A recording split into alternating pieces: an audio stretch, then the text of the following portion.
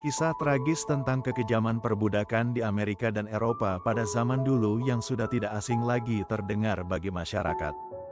Kisah kekejaman tersebut datang dari daratan Amerika pada abad ke-18 hingga abad ke-19, yaitu di Brasil. Kisah keji ini berdasarkan kisah tragis nyata pada abad tersebut. Ternyata dulu ada namanya pabrik pembuatan anak yang nantinya akan dijadikan budak. Pabrik ini terdiri dari orang-orang Amerika yang datang menuju ke Brasil. Yang jika sudah di Brasil otomatis tidak bisa pulang dan tidak akan pernah kembali ke tanah kelahirannya. Para majikan di Brasil lebih banyak membutuhkan budak. Makanya mereka memproduksi dan mengembangbiakkan budak-budak tersebut di sebuah pabrik. Karena, kalau mereka hendak membeli lagi seorang budak kondisinya sangat sulit. Para budak lebih banyak yang meninggal pada saat di perjalanan. Mereka pada abad 18 tersebut, para majikan akan menyeleksi dan memilih budak pejantan yang berbadan kuat. Sehingga mereka akan menyuruh para wanita lain untuk tidur secara bergiliran. Sehingga para pemilik budak akan memiliki banyak budak lagi untuk dijual ataupun dipekerjakan di ladang mereka. Hal ini sangat tidak manusiawi. Bahkan wanita di sana kerjaannya hanya hamil dan melahirkan. Karena dalam sistem perbudakan di sana, jika memiliki banyak budak akan dilihat sebagai orang yang tinggi dan kaya. Budak tersebut pun tidak diberikan upah, hanya diberikan makanan dan tempat tinggal seadanya, di ladang atau di tempat kerjanya. Hingga muncul undang-undang baru di tahun 1871 yang dibentuk dan dinyatakan bahwa jika lahir seorang anak dari seorang budak wanita maka anak tersebut akan dibebaskan dari perbudakan. Namun, sebelum didirikan undang-undang tersebut, anak-anak budak itu masih menjadi hak milik mereka. Maka para majikan pun berbondong-bondong memproduksi banyak anak dari budak tersebut sehingga dapat membantu anak dan cucu mereka nanti di masa depan untuk diwariskan. Para majikan memilih seorang wanita yang baru saja menstruasi atau wanita-wanita lain yang sehat untuk dipilih dan diperintahkan untuk bermalam dengan budak pejantan. Dan jika anak yang dilahirkan dari budak wanita itu sehat tanpa cacat, maka majikan akan menjaga wanita tersebut agar dapat melahirkan banyak anak. Wanita-wanita budak akan melahirkan sebanyak 10-20 kali tergantung kondisi kesehatan mereka. Namun, mereka tetap harus bekerja di ladang. Hal ini sangat memalukan dan tidak menyenangkan bagi para budak laki-laki yang dipilih sebagai penjantan. Karena sistem tersebut harus membuat mereka sengaja tidur dengan anak di bawah umur. Anak dari sahabatnya dan bahkan pacar dari teman dekatnya.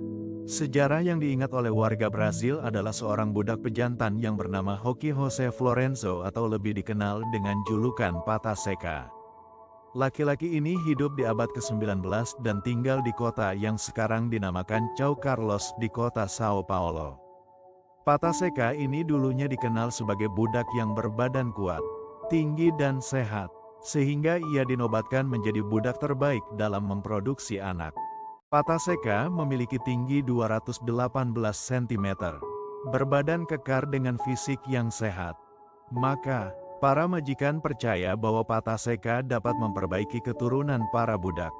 Sehingga harga Pata Seca sangat mahal untuk dibeli oleh majikan dalam tugas memproduksi anak.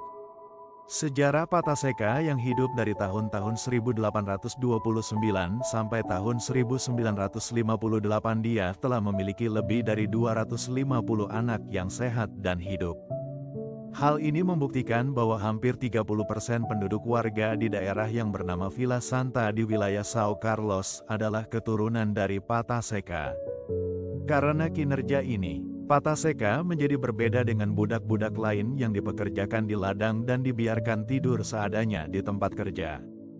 Pata Seca ditugaskan untuk menjaga kuda di pertanian dan menjadi penunggang kuda.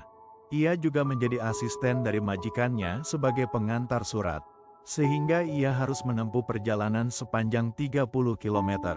Pekerjaan tersebut adalah pekerjaan sampingan dari Pata Seca.